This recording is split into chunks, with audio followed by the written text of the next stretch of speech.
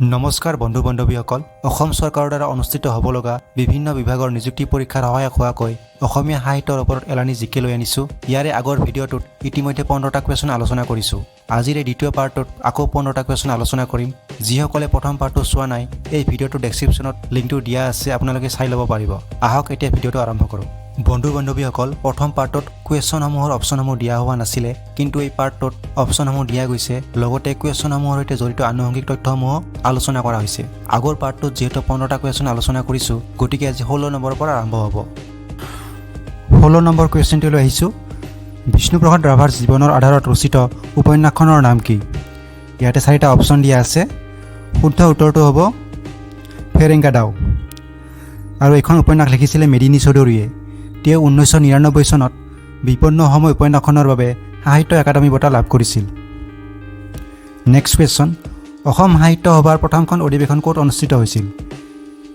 Option A Jorhat, option B Nagaon, option C Sivasagar নে option D ইয়াৰে এটাও শুদ্ধ নহয়। আৰু ইয়াৰে শুদ্ধ উত্তৰটো হ'ব অপশ্যন চি শিৱসাগৰ। 1917 চনত শিৱসাগৰত প্ৰথমখন অধিৱেশন অনুষ্ঠিত হৈছিল আৰু এই অধিৱেশনখনৰ সভাপতিত্ব কৰিছিল পদ্মনাথ গোহাঁই বৰুৱাই। কেতিয়াবা প্ৰথম সভাপতিৰ নাম আহিব পাৰে, তো তেতিয়া উত্তৰটো হ'ব পদ্মনাথ গোহাঁই বৰুৱা। নাম্বাৰ 18, অসম সাহিত্য সভাৰ পূৰ্বৰ নাম কি আছিল? ইয়াতে 4টা অপশ্যন দিয়া আছে আৰু শুদ্ধ উত্তৰটো হ'ব অসমীয়া ভাষা উন্নতি সাধিনী সভা। অসমীয়া ভাষা উন্নতি সাধিনী সভা 1888 চনত প্ৰতিষ্ঠা হৈছিল আৰু প্ৰথম সম্পাদক আছিল শিৱৰাম শৰ্মা বৰদলৈ। কেতিয়াবা প্ৰথম সম্পাদকৰ নাম আহিব পাৰে, তো এইটো মনত ৰাখিব, শিৱৰাম শৰ্মা বৰদলৈ। 19 নম্বৰ কুৱেশ্যনটোলৈ আহিছোঁ। অসম সাহিত্য সভাৰ দ্বিতীয়জন সভাপতি কোন আছিলে? Option A Padmanath Gohain Barua, option B Lakshminath Bezbaroa, option C Chandradhar Barua আৰু অপশ্যন ডি হেমচন্দ্ৰ বৰুৱা। আৰু ইয়াৰে শুদ্ধ উত্তৰটো হ'ব অপশ্যন চি চন্দ্ৰধৰ বৰুৱা। প্ৰথম সভাপতিৰ বিষয়ে আমি সকলোৱে জানো পদ্মনাথ গোহাঁই বৰুৱা, তো কেতিয়াবা দ্বিতীয়জন সভাপতিৰ কথা আহিব পাৰে, তেতিয়া উত্তৰটো হ'ব চন্দ্ৰধৰ বৰুৱা।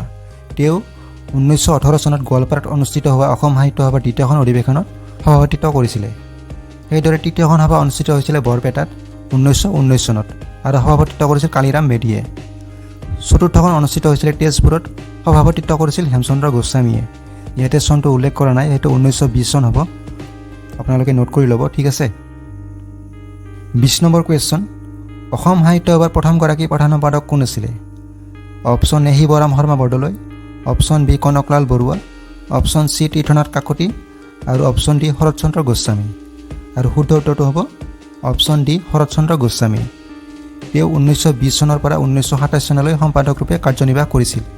ইয়াৰ আগতে আমি অসমীয়া ভাষা উন্নতি সাধিনী সভাৰ সম্পাদক পাইছিলোঁ, তেওঁ আছিলে শিৱৰাম শৰ্মা বৰদলৈ, ঠিক আছে। দুয়োটাতে যাতে কনফিউজন নহয় সেইকাৰণে কৈ দিলোঁ। নেক্সট কুৱেশ্যন, অসমৰ বাণ থিয়েটাৰ কিমান চনত প্ৰতিষ্ঠা হৈছিল? অপশ্যন এ 1905 চনত, অপশ্যন বি 1906 চনত, অপশ্যন চি 1907 চনত আৰু অপশ্যন ডি 1910 চনত। আৰু ইয়াৰ শুদ্ধ উত্তৰটো হ'ব অপশ্যন বি 1906 চনত। বাণ থিয়েটাৰৰ বিষয়ে যদি অলপ ক'ব খোজোঁ, তেন্তে বাণ থিয়েটাৰৰ পূৰ্বৰ নাম আছিলে বাণ ষ্টেজ বা বাণ ৰংগমঞ্চ, আৰু ইয়াৰে মুখ্য কেন্দ্ৰ আছিলে তেজপুৰত। 1906 চনত কৰ্ণৱত ভাওনাৰে বাণ থিয়েটাৰৰ আৰম্ভণি হৈছিলে। আনহাতে প্ৰথমখন নাটক আছিলে বাণ ৰজা, যিখন পদ্মনাথ গোহাঁই বৰুৱাই ৰচনা কৰিছিলে 1907 চনত। তো ইম্পৰ্টেণ্ট কুৱেশ্যন আপোনালোকে নোট কৰি ল'ব, ইয়াতে কেইবাটাও প্ৰশ্ন আহিব পাৰে, ঠিক আছে। 1906 চনত কৰ্ণৱত ভাওনাৰে বাণ ৰংগমঞ্চৰ শুভাৰম্ভ কৰা হৈছিলে। আনহাতে 1907 চনত পদ্মনাথ গোহাঁই বৰুৱাই ৰচনা কৰা বাণ ৰজা নাটকেৰে বাণ থিয়েটাৰৰ নাট নিবেদন প্ৰক্ৰিয়া আৰম্ভ হৈছিলে। 22 নম্বৰ কুৱেশ্যন, অসমীয়া ভাষা উন্নতি সাধিনী সভাৰ পৃষ্ঠপোষকতাত গঢ় লৈ উঠা বাণ থিয়েটাৰৰ সাধাৰণ সম্পাদক পদটো প্ৰথম কোনে অলংকৃত কৰিছিল? ইয়াতে 4টা অপশ্যন দিয়া আছে। Option A Padmanath Gohain Barua, option B Sivaram Sharma Bordoloi, option C Phani Sharma আৰু অপশ্যন ডি জ্যোতিপ্ৰসাদ আগৰৱালা। আৰু ইয়াৰে শুদ্ধ উত্তৰটো হ'ব অপশ্যন এ পদ্মনাথ গোহাঁই বৰুৱা। তেওঁ লিখা বাণ ৰজা নাটকেৰে বাণ থিয়েটাৰৰ নাট নিবেদন প্ৰক্ৰিয়া আৰম্ভ হৈছিলে। অলপ আগতে আমি আলোচনা কৰি আহিছোঁ, তো এইটো কুৱেশ্যন বহুত ইম্পৰ্টেণ্ট হয়। প্ৰথম সম্পাদক আছিলে পদ্মনাথ গোহাঁই বৰুৱা। নেক্সট কুৱেশ্যন, অসম সাহিত্য সভা কিমান চনত প্ৰতিষ্ঠা হৈছিলে? অপশ্যন এ 1915 চনত, অপশ্যন বি 1916 চনত, অপশ্যন চি 1917 চনত নে অপশ্যন ডি 1914 চনত। আৰু শুদ্ধ উত্তৰটো হ'ব অপশ্যন চি 1917 চনত। অসম সাহিত্য সভাৰ প্ৰধান কাৰ্যালয়টো আছে যোৰহাটত আৰু এই কাৰ্যালয়টোৰ নাম হৈছে চন্দ্ৰকান্ত সন্দিকৈ ভৱন। ঠিক আছে। 24 নম্বৰ কুৱেশ্যনটো লৈ আহিছোঁ। অসম সাহিত্য সভাৰ আদৰণি গীত চিৰচেনেহী মোৰ ভাষা জননী ৰচক কোন? ইয়াতে 4টা অপশ্যন দিয়া আছে। লক্ষ্মীনাথ বেজবৰুৱা, পদ্মনাথ গোহাঁই বৰুৱা, মিত্ৰদেৱ মহন্ত আৰু ইন্দ্ৰেশ্বৰ শৰ্মা। আৰু ইয়াৰ শুদ্ধ উত্তৰটো হ'ব অপশ্যন চি মিত্ৰদেৱ মহন্ত। যোৰহাটৰ প্ৰয়াত ইন্দ্ৰেশ্বৰ শৰ্মাই এই গীতটিৰ স্বৰলিপি সৃষ্টি কৰিছিল। তো কেতিয়াবা এইটো কুৱেশ্যন আহিব পাৰে, স্বৰলিপি কোনে সৃষ্টি কৰিছিল? তেতিয়া উত্তৰটো হ'ব ইন্দ্ৰেশ্বৰ শৰ্মা। অসম সাহিত্য সভাৰ অধিৱেশনৰ সকলো অনুষ্ঠানৰ আৰম্ভণিতে এই গীতটি পৰিৱেশন কৰা হয়। সভাৰ বাহিৰে আন অনুষ্ঠানত এই গীতটি পৰিৱেশন কৰাৰ অনুমতি নাই। তো মনত ৰাখিব। 25 নম্বৰ কুৱেশ্যনটো লৈ আহিছোঁ। অসম সাহিত্য সভা পত্ৰিকা আলোচনীখন প্ৰথম কিমান চনত প্ৰকাশ পাইছিল? ইয়াতে 4টা অপশ্যন দিয়া আছে। 1917 চন, 1920 চন, 1923 চন আৰু 1926 চন। আৰু ইয়াৰ শুদ্ধ উত্তৰটো হ'ব অপশ্যন ডি 1926 চন। এই আলোচনীখনৰ বিষয়ে অলপ কৈছোঁ। 1926 চনৰ পৰা অসম সাহিত্য সভাই অসম সাহিত্য সভা পত্ৰিকা নামেৰে অসমীয়া ভাষা সাহিত্যৰ গৱেষণাধৰ্মী আৰু বিশ্লেষণাত্মক প্ৰবন্ধৰে এখন 3মহীয়া আলোচনী প্ৰকাশ কৰি আহিছে। দ্বিতীয় মহাযুদ্ধৰ সময়ত এই আলোচনীখন বন্ধ কৰিবলগীয়া হৈছিল, কিন্তু 1954 চনৰ পৰা ই পুনৰ নিয়মিতভাৱে প্ৰকাশ হৈ আছে। 26 নম্বৰ কুৱেশ্যনটো লৈ আহিছোঁ। অসম সাহিত্য সভা পত্ৰিকা নামৰ 3মহীয়া আলোচনীখনৰ প্ৰথম সম্পাদক কোন আছিল? ইয়াতে 4টা অপশ্যন দিয়া আছে। চন্দ্ৰধৰ বৰুৱা, শিৱৰাম শৰ্মা বৰদলৈ, লক্ষ্মীনাথ বেজবৰুৱা আৰু কালিৰাম মেধি। আৰু ইয়াৰে শুদ্ধ উত্তৰটো হ'ব অপশ্যন এ চন্দ্ৰধৰ বৰুৱা। অলপ আগতে আমি আলোচনীখনৰ বিষয়ে আলোচনা কৰিছোঁ। প্ৰথম প্ৰকাশ পাইছিলে 1926 চনত আৰু এইখন 3মহীয়া আছিলে আৰু বৰ্তমানৰ সম্পাদক হৈছে ডক্টৰ জ্যোতিৰেখা হাজৰিকা।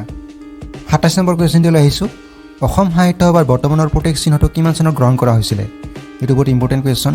ইয়াতে 4টা অপশ্যন দিয়া আছে। 1950 চন, 1960 চন, 1955 চন আৰু 1961 চন। আৰু ইয়াৰে শুদ্ধ উত্তৰটো হ'ব অপশ্যন বি 1960 চন। অসম সাহিত্য সভাৰ বৰ্তমানৰ প্ৰতীক চিহ্নটো 1960 চনৰ 28 অক্টোবৰত গ্ৰহণ কৰা হৈছিলে। আনহাতে এই ৰঙীন প্ৰতীকটো আৰম্ভ হয় 1998-99 চনত। 28 নম্বৰ কুৱেশ্যনটো লৈ আহিছোঁ। অসম সাহিত্য সভাৰ বৰ্তমানৰ প্ৰতীক চিহ্নটো অংকন কৰা শিল্পীজনৰ নাম কি? ইয়াতে 4টা অপশ্যন দিয়া আছে। নীলপৱন বৰুৱা, যুগল দাস, জীৱেশ্বৰ বৰুৱা আৰু অপশ্যন ডি ওপৰৰ এটাও নহয়।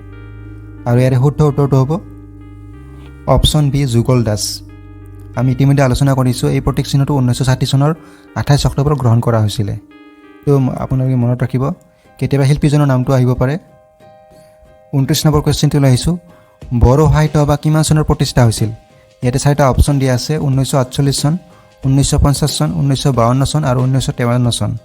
আৰু ইয়াৰে শুদ্ধ উত্তৰটো হ'ব অপশ্যন চি 1952 চন। বড়ো সাহিত্য সভা হৈছে অসমৰ দ্বিতীয় বৃহৎ সাহিত্যিক আৰু সাংস্কৃতিক অনুষ্ঠান।